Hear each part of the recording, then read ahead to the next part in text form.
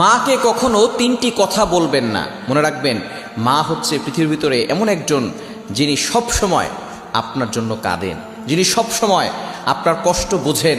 ওই মায়ের সাথে কখনো খারাপ ব্যবহার করবেন না। মা সবচেয়ে বেশি কষ্ট সহ্য করেছেন। আপনি যে দুনিয়াতে এসেছেন, 10 মাস মায়ের পেটে ছিলেন, কত লাতে গুতা মেরেছেন, মা কত লাতে গুতা সহ্য করেছে, আপনাকে কখনো বোঝা মনে করে নাই।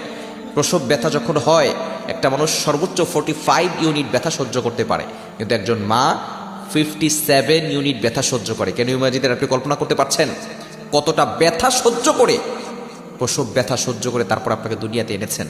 ওই মায়ের উসিলে আপনি দুনিয়াতে এসেছেন। সুতরাং মায়ের সাথে খারাপ ব্যবহার করবেন না। আল্লাহ নিজে বলে দিয়েছেন, ওয়াবিল ওয়ালিদাইনি ইহসানা, good behaviour with parents, good dealings with parents, পিতামাতার সাথে ভালো ব্যবহার করো। মাকে কখনো তিনটি কথা বলবেন না। নাম্বার 1, 1 নাম্বার হচ্ছে, মা যদি কোনো কিছু বলে আপনি বলবেন না তুমি কিছুই জানো না। যেই মা আপনাকে শিক্ষা